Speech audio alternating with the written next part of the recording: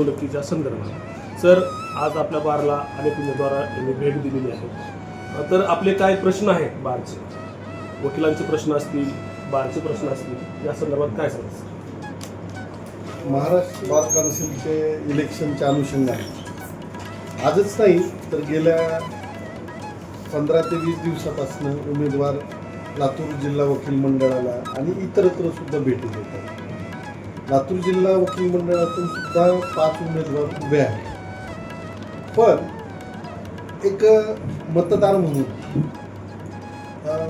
वकील लोकांच्या खूप साऱ्या अपेक्षा या महाराष्ट्र गोवा बार काउन्सिलकडून आहेत, ज्या की आज तागायत तर कुठल्या पूर्ण झालेल्या नाही। काही त्रुटक कामं झालेली असतील, मी नाही म्हणत नाही, जसं की अपघाताचं कवच थोडंफार 50,000 वगैरे वकील मित्रांना मिळायचे, जे अपघातग्रस्त झालेत किंवा मयत झालेत त्यांना मदत होईल। पण या व्यतिरिक्त असं खूप काही मोठे कामं बार काउन्सिलनं केलेत असं आज तागायत तर दिसून आलेलं नाही। आणि म्हणून मतदारांनी विचारपूर्वक जे व्हिजन घेऊन उतरलेत या निवडणुकीमध्ये त्यांच्या पाठीशी राहावं असं माझं म्हणणं असेल। सर ॲडव्होकेट मनीषा सचिनराव दिवे पाटील, महिला उपाध्यक्ष लातूर जिल्हा वकील मंडळ येथे मागील 2 वर्षापासून उपाध्यक्षपदावर कार्यरत आहे। याच्यामध्ये काम करत असताना मला असं जाणवतं की येथे महिलांच्या ज्या काही समस्या आहेत त्या समस्या bar council of Maharashtra and गोवातर्फे पूर्तता झाली पाहिजे। आत्ता सध्या निवडणुकीचं सध्या वातावरण आहे। Bar council of Maharashtra and गोवाचे उमेदवार हे वकील मंडळाला दररोज भेट देत आहेत। जवळपास 15 दिवसापासून हा नियमित कार्यक्रम चालू आहे की येथे येतात, मागणी करतात की मतदान करा।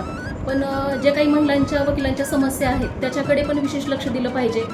यासाठी मला आमची अशी मागणी आहे की महिलांसाठी ज्या लेडीज रूम आहेत, आता सध्या लातूर जिल्हा वकील मंडळामध्ये प्रशस्त लेडीज रूम आमच्यासाठी आहे, पण तालुक्याच्या ठिकाणी जर पाहिलं, जे लातूर जिल्ह्यामध्ये जे तालुके आहेत तालुक्याच्या ठिकाणी लेडीज रूमची व्यवस्था दिसून येत नाही, कुठे कुठे तर लेडीज रूमच नाही आहे।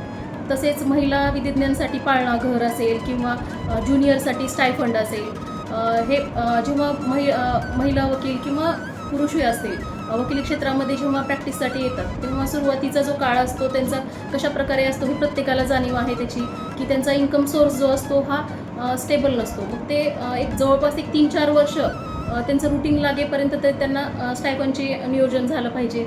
याचा बार काउन्सिल ऑफ महाराष्ट्र गोवानी विचार केला पाहिजे, तेथील कार्यकारिणीने विचार केला पाहिजे, माझं इतकेच म्हणणं आहे। तसेच न्यायदर्शन न्यूज चॅनलने हे 2 शब्द मांडण्याची व समस्या सांगण्याची संधी दिली, त्याबद्दल मी त्यांचे आभार व्यक्त करते। धन्यवाद। नमस्कार, मी सोमेश्वर बिराजदार लातूर जिल्हा वकील मंडळामध्ये वकील म्हणून प्रॅक्टिस करतो। सध्या होऊ घातलेल्या निवडणुकाच्या संदर्भामध्ये बरेचसे वकील बांधव आपल्या उमेदवार प्रचारासाठी लातूर जिल्हा वकील मंडळास भेट देत आहेत। आमच्या सर्वसामान्य म्हणजे जनरल वकिलांच्या ज्या काही समस्या असतील, जसं की वेलफेअर फंड आहे, अपघाताचे कवच भेटायला पाहिजे, ते जे अगोदर बार काउन्सिलनं जे ठेवलेलं आहे ते शॉर्टमध्ये कमी ह्याचं ठेवलेलं आहे, तर ते विस्तारित रूप त्याला दिलं पाहिजे।